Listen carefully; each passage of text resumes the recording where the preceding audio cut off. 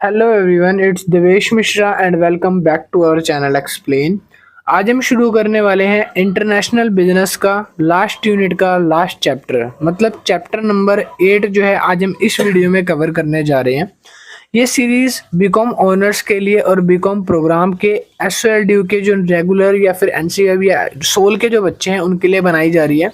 अगर आपके पास भी सेमेस्टर 4th के अंदर इंटरनेशनल बिजनेस है तो आपके लिए ये सीरीज एप्लीकेबल होगी, सिर्फ सेमेस्टर 4th के लिए, क्योंकि जो एसओएल का न्यू सिलेबस है सेमेस्टर 4th का या रेगुलर एसओएल का, तो उनके लिए बनाई जा रही है बेसिकली।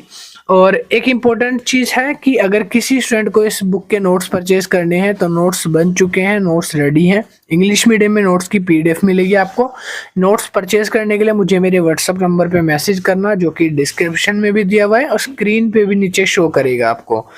ठीक है, तो जो बच्चे नोट्स बाय करना चाहते हैं, जिनको लगता है मैं बुक्स या वीडियो से नहीं करना चाहता, वो सीधा नोट से कर सकते हैं, एग्जाम से पास हो सकते हो आप उससे भी। और इसके जितने भी चैप्टर्स हैं, ये आज लास्ट चैप्टर है, इसके बाद ये इसकी कोई वीडियो अभी नहीं आएगी, तो ये है हमारी बुक का आखिरी चैप्टर। ठीक है, इंटरनेशनल बिजनेस। इसके बाद प्लेलिस्ट पूरी कंप्लीट हो जाएगी।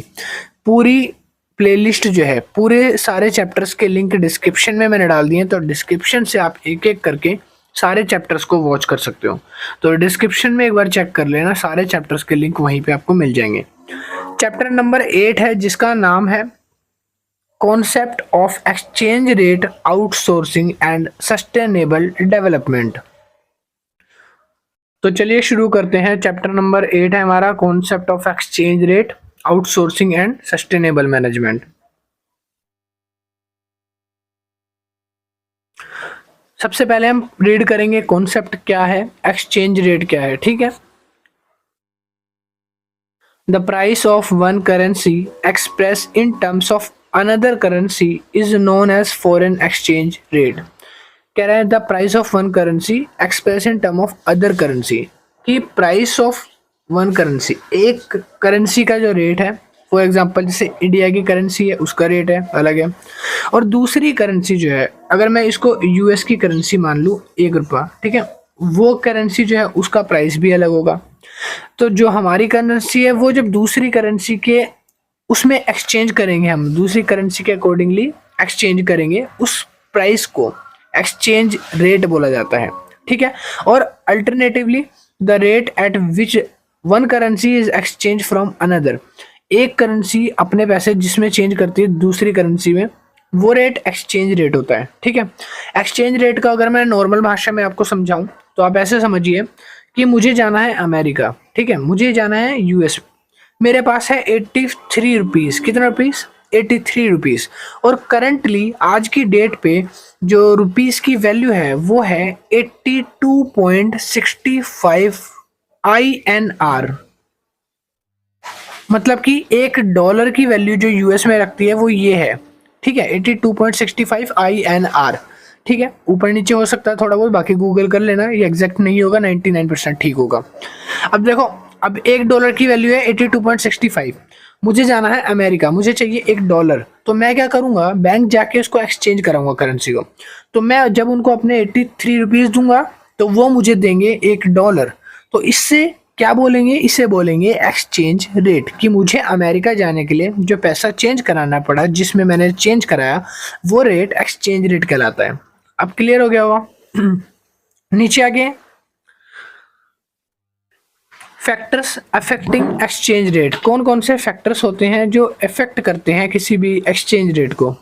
तो एक्सचेंज रेट को इफेक्ट करने वाले फैक्टर्स लिखे हैं यहाँ पर। पहला जो फैक्टर है वो है इकोनॉमिक फैक्टर।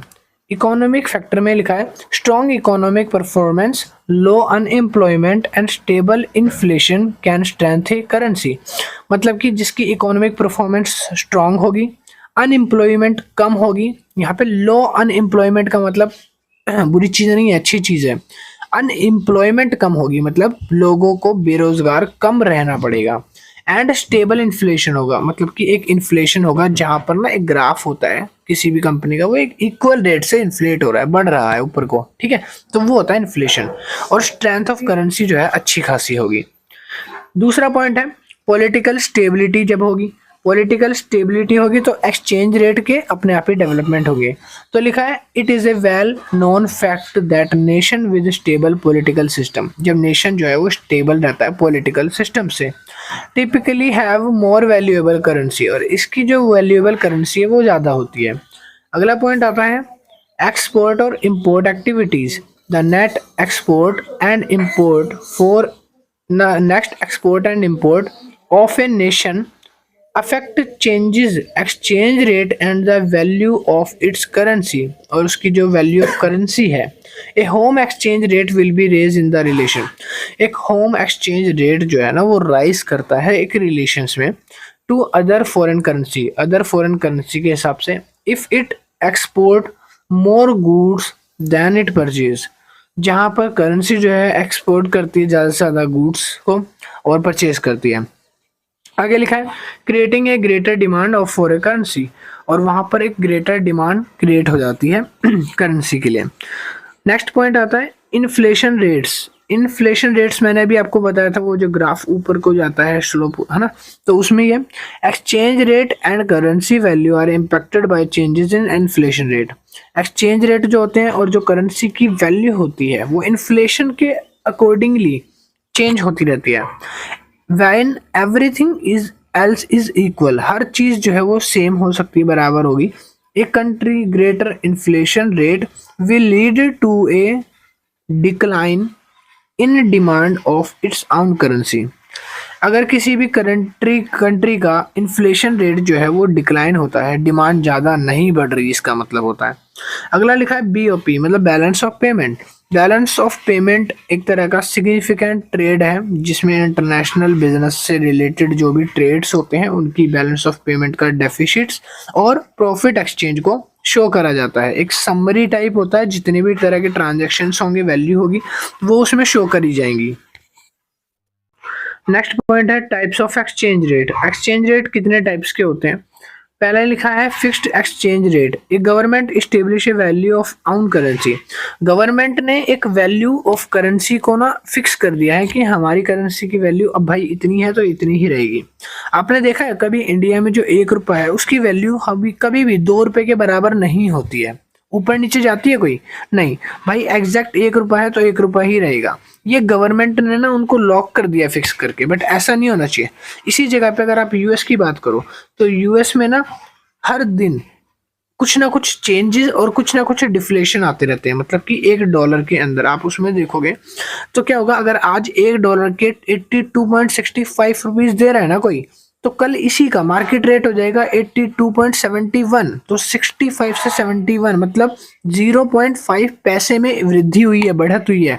तो ये क्या हो रहा है, ये मार्केट वाइज अपना पैसा डिसाइड करते हैं, अपनी मनी जो है करेंसी की रेट जो है वो मार्केट पे छोड़ देते हैं।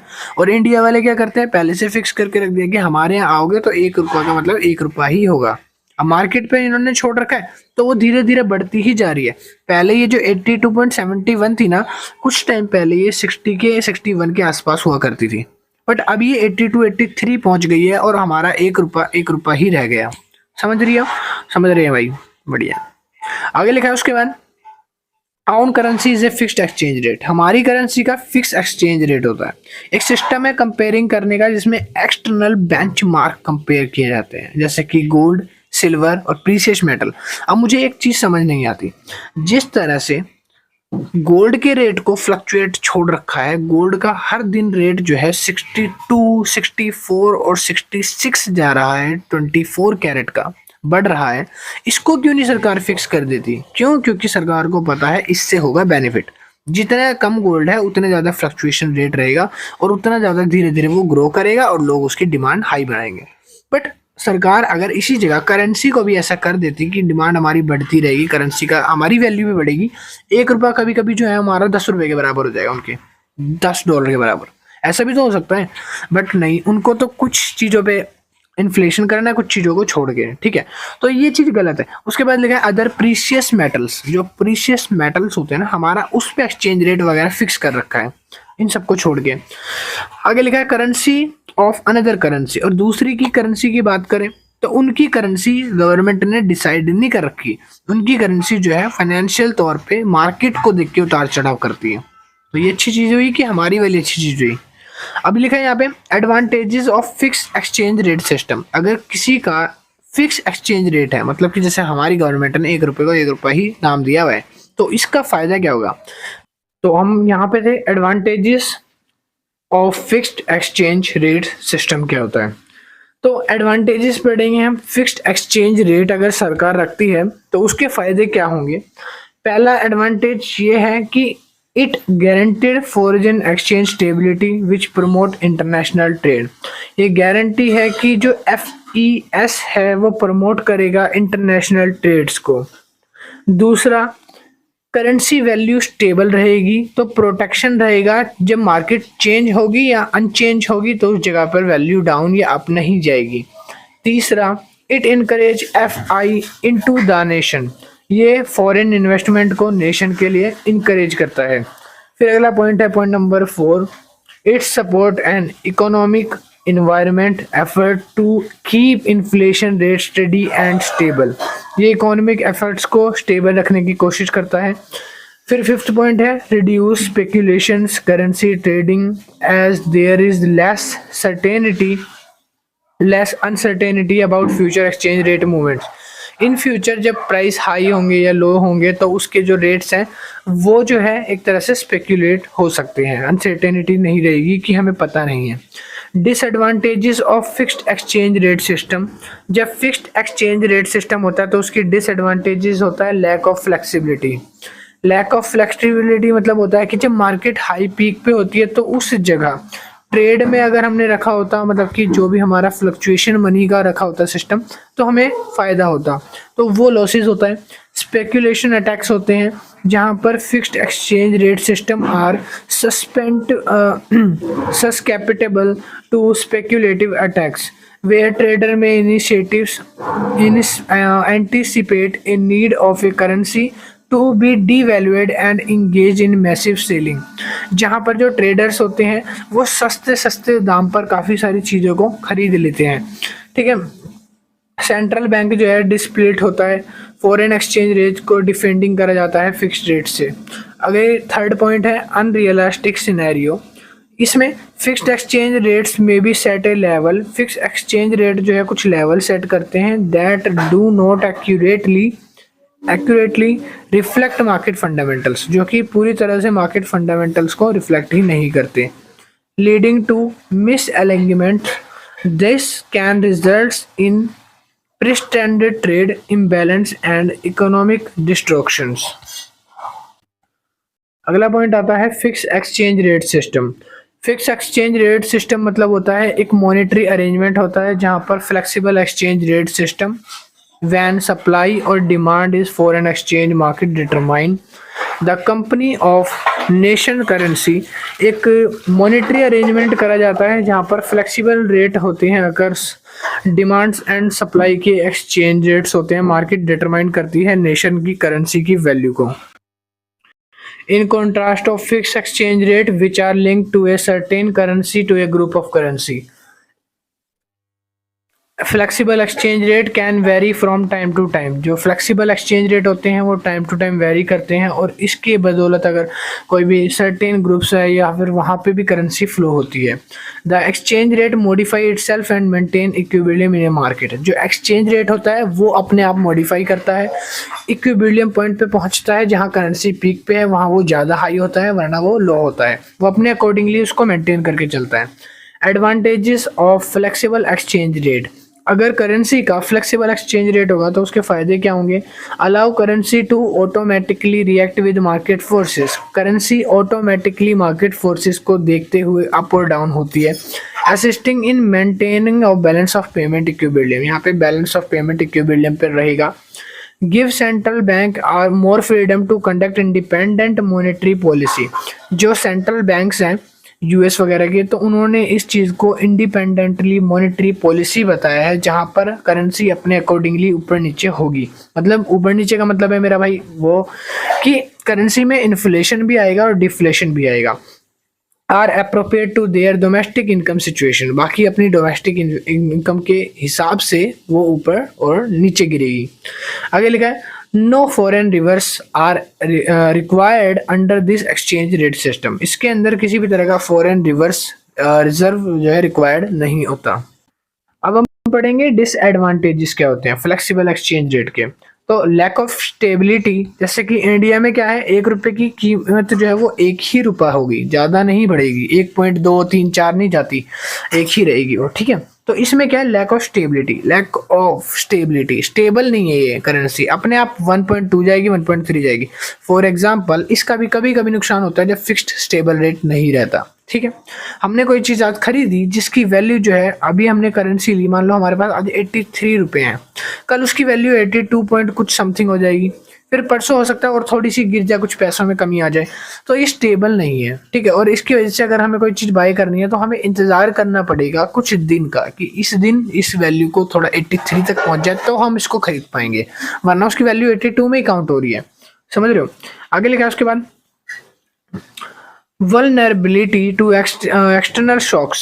Country with flexible exchange rates may be more vulnerable to external economic shocks. Factors such as global economic down returns and sudden changes in investor sentiments. काफ़ी सारे फैक्टर्स होते हैं जिसकी वजह से इकोनॉमी जो है वो नीचे गिरती है, धीरे धीरे नीचे आती है। इसमें इन्वेस्टर्स के सेंटिमेंट्स और रैपिड करेंसी डेप्रिसिएशन बहुत ज़्यादा होता है। उसके साथ साथ मार्केट स्पेकुलेशन, मार्केट स्पेकुलेशन जब इंक्रीज होता है तो ठीक है ना, अगर वो डिक्रीज होता है, स्पेकुलेशन इंक्रीज नहीं हुआ तो फिर फिक्स्ड रेट जो है वो कम हो जाते हैं। So now we discuss about differentiation between fixed and flexible exchange rate system. तो बेसिस के ऊपर मैं आपको डिफरेंस जज करूंगा कि इसके की डिफरेंसेस क्या है। पहला आता है फिक्स्ड और दूसरा आएगा फ्लेक्सिबल, ठीक है। ये आप समझ लो कि इसका एग्जांपल है इंडिया, एग्जाम्पल के तौर पे बता रहा हूँ, और इस वाले का एग्जाम्पल हो जाएगा यूएस, जहां पर एक्सचेंज रेट फ्लेक्सिबल है और इंडिया में फिक्स है पैसों का। तो डिटर्मिनेशन ऑफ एक्सचेंज रेट कैसे डिटरमाइन करोगे, तो इसकी बैंक जो है आरबीआई है, जैसे सेंट्रल बैंक जो भी है, तो वो इसकी वैल्यू डिटरमाइन करता है। बट इसकी वैल्यू डिटरमाइन करने के लिए कोई बैंक नहीं होता, ये होती है मार्केट फोर्सेस और सप्लाई एंड डिमांड। तो इसका फ्लेक्सिबल रेट का ऐसा है। दूसरा है स्टेबिलिटी एंड फ्लेक्सिबिलिटी। तो इंडिया के अंदर करेंसी वैल्यू स्टेबल रहती है, मतलब कि रुकी रहती है, बट इसके अंदर फ्लेक्सिबल होती है, मतलब कि वो चेंज होती ही रहती है। तीसरा डिफरेंस क्या है, तीसरा डिफरेंस है एडजस्ट मैकेनिज्म के ऊपर। तो सेंट्रल बैंक कुछ एक्शंस करता है जहां पर कुछ पॉलिसीज, मॉनेटरी पॉलिसी वगैरह इंप्लीमेंट करता है, तो there is automatic less adjustment in economic shocks. इसके लिए हमें लेस शॉक्स मिलते हैं, मतलब छोटे छोटे शॉक्स मिलते हैं। बट अगर हम बात करें मैकेनिज्म की, वो भी फ्लेक्सिबल में, तो फ्लेक्सिबल में एक हायर लेवल ऑफ शॉक्स मिलते हैं, क्योंकि यहाँ पर कभी कभी डाउन, इतना डाउन चला जाता है, कभी कभी हाई, बहुत हाई हो जाता है, ठीक है। तो एग्जाम्पल की बात करें तो एग्जाम्पल में मैंने ऊपर आपको क्लियर कर दिया था, बाकी एग्जाम्पल में इन्होंने स्टेट्स और कंट्रीज का तो दिया ही है, बाकी और दूसरा भी दिया है। फॉर एग्जाम्पल इन्होंने एग्जाम्पल के तौर पे दिया है कि इंडिया के अंदर ना फ्लेक्सिबल रेट सिर्फ गोल्ड पे, सिल्वर पे, ज्वेलरीज वगैरह की जो ऐसी चीज़ें हैं ना, इन पर पाया जाता है, और इसमें सिर्फ करेंसी से लेकर हर जगह पाया जाता है। फ्लेक्सिबल रेट जो है हर जगह होता है इसका, ठीक है। लास्ट है risk of speculation. More risk of speculation attack in speculators में एक्सचेंज इन मैसिव बाइंग। जब कोई ज़्यादा बाई करता है या कोई ज़्यादा सेलिंग करता है तब उसको यहाँ पर मोर रिस्क होता है फिक्स्ड वाले में। बट अगर कोई ज़्यादा ले रहा है या ज़्यादा कुछ बेच रहा है तो उसमें ज़्यादा रिस्क नहीं होता, क्योंकि रिस्क प्री डिटरमाइंड होता है फ्लेक्सिबल सिस्टम में। Theories of exchange rates. Exchange rates theory में पहली है परचेजिंग पावर पैरिटी, ठीक है। तो लिखा है professor Gustav castle and Sweden was the one who was the propose the purchasing power parity theory. मतलब इसको ट्रिपल पी बोला जाता है, इसको triple P, P P P, P for parrot. तो प्रोफेसर गस्टन कैसल और स्वीडन ने इस थ्योरी को first of all find out किया था। इसका आइडिया था, इस थ्योरी को बनाने के पीछे क्या रीजन था, परचेजिंग पावर। परचेजिंग पावर होता है कि हर एक पर्सन अपनी परचेजिंग पावर से रिलेट कर पाए कि उसके पास कितना पैसा है, कितनी वो चीजें पोटेंशियल खरीद सकता है। तो power of two currency determine the exchange rate between them. दो लोगों की अलग अलग तरह की करेंसी के अंदर एक परचेजिंग पावर डिटरमाइन होती है। आगे लिखा है फॉर एग्जिस्टेंस। अगर हम इसको नॉर्मल भाषा में बात करें तो परचेजिंग पावर डिपेंड करती है, कंट्री टू कंट्री वेरी होती है। वो कैसे, फॉर एग्जांपल अगर आपके पास $1 है जो कि यूएस का है, तो आप $1 में $1 का सामान खरीद सकते हो। और इंडिया में अगर आप वही $1 लेके आते हो तो उसमें बहुत ज्यादा सामान खरीद सकते हो। दूसरा केस है इंडिया का। इंडिया में अगर आपके पास ₹1 है मात्र, तो आप ₹1 की एक टॉफी लॉलीपॉप ले सकते हो। बट यही ₹1 लेके आप अमेरिका चले गए तो उसमें आपको कुछ नहीं मिलेगा भाई। ₹1 में कुछ नहीं मिलेगा। क्या सोच रहे हो कि मैं कुछ बताऊंगा जब कुछ है ही नहीं, मिलेगा ही नहीं कुछ। तो वही चीज है कि परचेजिंग पावर कैपेसिटी और डिपेंड करती है। देखो यहाँ पे लिखा हुआ भी है, ठीक है। ₹80 एक्सचेंज रेट है, ₹1 यहाँ पे। इंडिया वालों ने ना नाश करा हुआ है। ₹80 देंगे तब जाके $1 पे खरीद पाएंगे। अब तो उसको भी बढ़ा रहे हैं वो लोग। अभी आगे लिखा हुआ है point number 2, India rate parity theory. According to interest rate parity theory है यहाँ पे, पैरिटी थ्योरी। इसमें लिखा है इंटरेस्ट रेट पैरिटी थ्योरी जो है डिफरेंस थ्योरी है एक तरह से बिटवीन इंटरेस्ट रेट और टू नेशंस। टू नेशंस मतलब दो देशों की बात आ गई फिर से। तो दो देशों के है ना। अब अंदर यहाँ पे डिफरेंशिएशन पाता है, अलग अलग तरह की जगह पर आपने स्पॉट करा होगा कि अलग अलग तरह के प्राइसेस होते हैं। और अगर मैं इंडिया की ही बात कर लूँ तो इंडिया में भी बहुत सारे ऐसे हैं। कनॉट प्लेस में अगर आप चाप खाओगे तो कनॉट प्लेस की जो चाप है उसका रेट जो है वो 300 से 500 400 ऐसे पाएगा। इसी जगह आप किसी सस्ती दिल्ली की कोई भी सस्ती जैसे जे कॉलोनी है, मार्केट है, नांगली, सुल्तानपुरी, ऐसी जगह से कोई चाप खाओगे ना तो भाई आपको ₹100 में भी मिल जाएगी, ठीक है। तो ये फर्क है किसका, अलग अलग स्टेट्स का, उसकी पर्सनैलिटी का, फैसिलिटी जो दे रहे हैं आपको, फैसिलिटी वगैरह उनका। तो वही चीज जो है इंटरेस्ट रेट में बताइए। नेक्स्ट पॉइंट आता है आउटसोर्सिंग। आउटसोर्सिंग क्या है? आउटसोर्सिंग एक बिजनेस प्रैक्टिस है जिसमें कंपनी हायर करती है थर्ड पार्टी को टास्क परफॉर्म्स करने के लिए, ठीक है, और हैंडल करवाती है थर्ड पार्टी से अपनी सारी सर्विसेज और ऑपरेशंस जो कंपनी में चल रहे हैं। क्लियर है? आउटसोर्सिंग क्या है भाई? आउटसोर्सिंग एक थर्ड पार्टी को परफॉर्म करे हुए टास्क की लिस्ट होती है एक तरह से, जहां पर वो थर्ड पार्टी एम्प्लॉय जो है कंपनी के लिए सारी फुलफिलमेंट और टर्म्स कंडीशंस को फुलफिल करके फॉलो करता है। इसको बोलते हैं आउटसोर्सिंग। क्लियर है? अब आप लोग डेफिनेशन पूछोगे तो डेफिनेशन आपकी यही डेफिनेशन आप यहां से लिख सकते हो। अब जल्दी जल्दी कर लेते हैं एडवांटेजेस ऑफ आउटसोर्सिंग। आउटसोर्सिंग के फायदे क्या होते हैं? एडवांटेजेस तो होंगे ही ना, जैसे सबके अभी तक। तो लिखा है इंक्रीज अटेंशन टू की बिजनेस ऑपरेशन। की बिजनेस क्या होते हैं भाई? आपको सारी चीजें समझानी पड़ेगी क्या? देखो, the business can concentrate of its strength by opting for the process of outsourcing. जो बिजनेस होते हैं उनके पास कुछ स्ट्रेंथ होती है, वो अपने जो काम करने वाले स्टाफ हैं उनको कुछ काम डिवाइड कर देते हैं कि आपको कुछ प्राइमरी रिस्पॉन्सिबिलिटी दी है।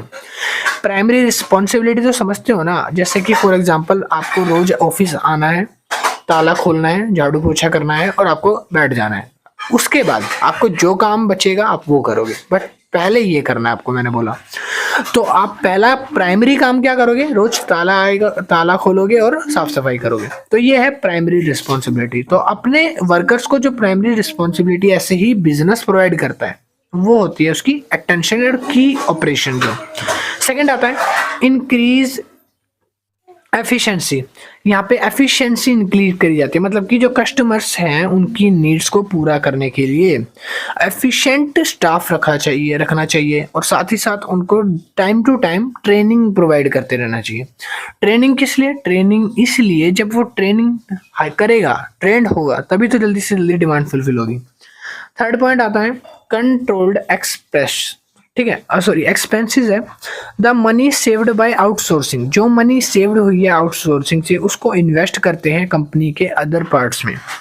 इंक्रीज्ड रीच को इंक्रीज करना, you may be able to access resources and facilities that would not otherwise be abled और आर नॉट चीप, कि जो भी हम चीज़ें एक्सेस कर रहे हैं, रिसोर्सेज, फैसिलिटी, वो एबल्ड होनी चाहिए, चीप नहीं होनी चाहिए और सही क्वालिटी में हो।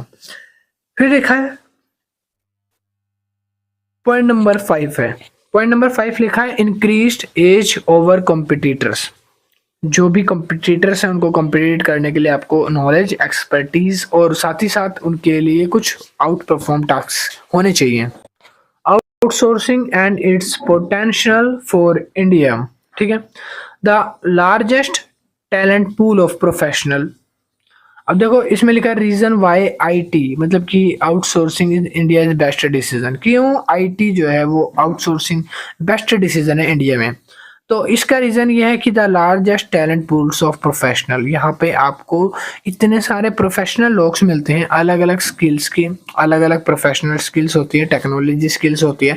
तो जो भी आपको पसंद है आप वो रख सकते हो, ठीक है। तो बहुत सारे लोग हैं जिनको जॉब्स की नीड है, तो आप उनको जॉब प्रोवाइड कर सकते हो। अगला पॉइंट है उसके बाद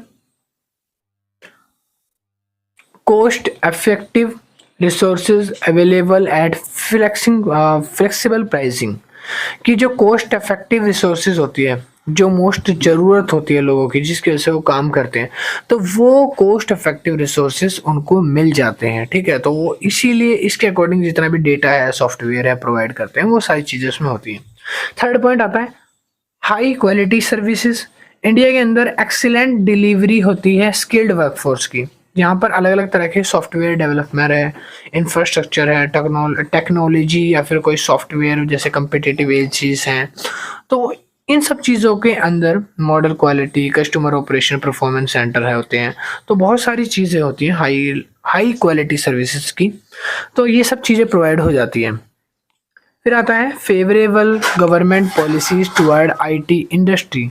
अब डेवलपमेंट के साथ साथ इंफॉर्मेशन टेक्नोलॉजी हो गया, इंफॉर्मेशन टेक्नोलॉजी जब इनेबल होती है तो उसके साथ साथ इंकरेज करे जाते हैं number of implementations, budget set करे जाते हैं आईटी टेलीकॉम के कि कितने कितने बजट रहेंगे। तो यूनियन बजट एक सेट करा गया था लास्ट ईयर 2023-24 का, जो था 97,579 करोड़। यूएस डॉलर में बात करी जाए तो 11.77 बिलियन का एक सॉफ्टवेयर टेक्नोलॉजी पार्क स्कीम्स वगैरह जैसी चीज़ों के लिए बजट डिसाइड करा गया था। Sustainable development. Sustainable development is development that meets needs to the present without compromising। भाई compromising है, वो क्या पढ़ रहे हैं? आगे लिखा है compromising the ability of future generation to meet their own needs। तो sustainable development का मतलब वो होता है कि जहाँ पर एक ऐसा डेवलपमेंट हो कि हम प्रेजेंट में अभी उन चीज़ों से मिल सके जो हमारी फ्यूचर की नीड्स हो, विदाउट कॉम्प्रोमाइजिंग द एबिलिटी। हम किसी भी तरह से कॉम्प्रोमाइज नहीं करेंगे अपनी फ्यूचर जनरेशन की होने वाली नीड्स को मिलने के लिए, फुलफिल करने के लिए। फॉर एग्जाम्पल, अगर मैं इसके एग्जाम्पल्स आपको समझाऊं, आने वाले 50 सालों में एक ऐसी कार बन सकती है जो हवा से बातें करेगी, मतलब कि हवा में उड़ उड़ के छोड़ेगी भाई, ठीक है। तो ये कब होगा? आने वाले 50 साल में। बट इसके ऊपर अभी भी रिसर्च कहीं ना कहीं चल रही होगी, ठीक है, कि कैसे बनाई जाए। तो अगर हम ऐसा आज नहीं करेंगे, अपने प्रेजेंट का यूज नहीं करेंगे, तो फ्यूचर की मिलने वाली चीजों से अवंचित रह जाएंगे, मतलब कि छूट जाएंगे। नेक्स्ट है 3 पिलर्स ऑफ सस्टेनेबिलिटी। सस्टेनेबिलिटी का मतलब होता है इसके कुछ 3 पिलर्स होते हैं। तो 3 पिलर्स कौन से हैं? पहला लिखा है सोशल, इकोनॉमिक और एनवायरनमेंट, जिसको हमने नाम दिया है SEE, चाहे आप कह सकते हो ESE, ठीक है, कुछ भी कह सकते हो आगे पीछे करके। तो सस्टेनेबल का मतलब होता है पहला सोशल होना चाहिए, इकोनॉमिक होना चाहिए और इन्वायरमेंट से रिलेट करना चाहिए। पहली चीज, इन्वायरमेंट सस्टेनेबल होना चाहिए। इन्वायरमेंट सस्टेनेबल का मतलब होना चाहिए कि ऐसा कोई प्रोडक्ट्स जो हमारे इन्वायरमेंट को हार्म बिल्कुल भी ना करे, ठीक है। अब ऐसा कौन सा प्रोडक्ट होता है? तो ऐसे बहुत सारे प्रोडक्ट्स हैं। तो फॉर एग्जाम्पल यहाँ पे लिखा है environment sustainable, we must make sure that are the using natural resources like material, energy, fuel, land, water etcetera. हम ये मेक श्योर करेंगे कि जो भी चीज़ें डेवलप करी जाएंगी वो सारी की सारी एक तरह से नेचुरली होनी चाहिए, जो कि नेचुरल पदार्थ से बनी हो। कह रहा है and the sustainable rate of the really sustainable way and the offer termed economical environment sustainable, कि जो इन्वायरमेंटल है उसको सस्टेनेबल भी बनाए रखें, साथ में मिलजुल कर चले, उससे रिलेट कर पाए, कोई ऐसा प्रोडक्ट्स होना चाहिए, ठीक है। दूसरा आता है इकोनॉमिक सस्टेनेबिलिटी। एक कंपनी को जो देखता है, जो कंपनी के लिए बेटर होता है, कंपनी के लिए बनाया गया है और कंपनी के बेसिस के प्रॉफिट जो होते हैं उनके ऊपर ही आपको वर्क करना है, और जो कंपनी बोलेगी उसी हिसाब से प्रॉफिटेबल चीज़ें आपको बनानी है। तो इसको बोलते हैं इकोनॉमिक सस्टेनेबिलिटी, जहाँ पे आप अपना प्रॉफिट ना देख के आप जो है चीज़ों को विदाउट प्रॉफिट बना रहे हो, किसके लिए? एक ऑर्गेनाइजेशन के लिए। कह रहा है एक ऑर्गेनाइजेशन कैन नॉट ऑपरेट और सर्वाइव विदाउट ए प्रॉफिट। एक ऑर्गेनाइजेशन कभी भी सर्वाइव नहीं रह सकती प्रॉफिट की तरह। जैसे हमारी सांस आती है, सांस भाई जो आप इनहेल एक्सेल करते हो वो वाली सांस बोले मैंने, ठीक है। तो जो भी आप सांस लेते हो तो आप उससे जिंदा रहते हो, ऑक्सीजन होगी। तो इसी तरह से कंपनी की ऑक्सीजन उसका प्रॉफिट होता है। हाँ। Social sustainability, social sustainability is the ability of society. ये सोसाइटी की एबिलिटी होती है जहाँ पे सोसाइटी के लिए सोशल सिस्टम बनाए जाते हैं। यहाँ पे वेल सोशल बींग्स होते हैं, अचीव करना होता है नए नए तरह के इंश्योर सोशल वेल कंट्रीज के ऑर्गेनाइजेशंस को, और मेंटेन करने होते हैं लॉन्ग टर्म्स के आपको डेवलपमेंट्स वगैरह। नेक्स्ट पॉइंट आता है business and sustainability. Business serves an important source of employment. Business जो है एक important source of employment provide करता है। क्रिएटिव थिंकिंग, R&D, ठीक है, रिजर्व एंड डेवलपमेंट, और manufacturing, commercialisation and economic generation जो है बिजनेस प्रोवाइड करता है। Business undoubtedly play a crucial role of achieving almost all targets list in SDG। SDG की लिस्ट में जितने भी क्रूशियल रोल्स हैं वो सारे फुलफिल करने में बिजनेस सस्टेनेबल होता है। The goes beyond simply the creating more knowledge, tools, personal operation और प्रैक्टिसेस। और ये सब चीज़ें कब आती हैं? जब आपके पास अच्छी खासी क्रिएटिविटी हो, नॉलेज हो, पर्सनल ऑपरेशंस और प्रैक्टिसेस अच्छी खासी हो। फोकस करती हैं टेक्निकल डेप्रिवेशन पे, इम्प्रूव होती है प्रोपेंसिटी, रिड्यूस होती है इनइक्वालिटी और प्रोटेक्ट होती हैं एक्सटर्नल इन्वायरमेंट्स। नेक्स्ट पॉइंट है business charter for sustainable business development. तो production and consumption are interdependent activities. Production जो है और कंजप्शन जो है एक दूसरे से रिलेट कर पाते हैं, क्योंकि ये दोनों ही एक्टिविटी इंटरडिपेंडेंट है। देखो, एक है खाना बनाने वाला मतलब शेफ, एक है खाना खाने वाला मतलब कि कंज्यूमर। खाना खाने वाला जब तक खाना खाएगा तब तक ही खाना का बनाने वाला खाना बनाएगा। जब इसने खाना छोड़ा तब ऑटोमेटिकली ये भी छोड़ देगा। क्यों बनाएगा? किसके लिए बनाएगा? अगर मान लो इंसान की जगह हम लोग मशीन होते हैं तो हम दाल चावल रोटी नहीं खाते, तो हमें इन लोगों की नीड नहीं पड़ती। सिंपल है। तो वही चीज कह रहा है कि प्रोडक्शन और कंजप्शन दोनों इंटरडिपेंडेंट एक्टिविटी होती है। ठीक है, आगे लिखा है 3 इंटरकनेक्टेड कॉन्सेप्ट है, जिसमें हम देखेंगे कि कौन कौन से 3 है। भाई पहला है sustainable development, sustainable consumer, sustainable production. Production होगा तो कंज्यूमर कंज्यूम करेगा, कंज्यूम करेगा तो आगे वो कुछ काम करेगा, मतलब कि डेवलपमेंट होगा, और डेवलपमेंट होगा तो प्रोडक्शन और बढ़ेगा। सिंपल से कहने का मतलब बताऊं भाई, मतलब ये है प्रोडक्शन हो गया, खाना बनाने वाला हो गया।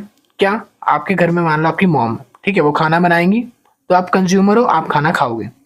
आप प्रोड्यूस कंज्यूमर हो तो खाना खा रहे हो, खाना खा रहे हो उसके बाद क्या कर रहे हो? सो नहीं रहे, आप जॉब पे जा रहे हो, आप डेवलप कर रहे हो, अपनी इनकम कमा रहे हो, तो घर आगे चल रहे हैं।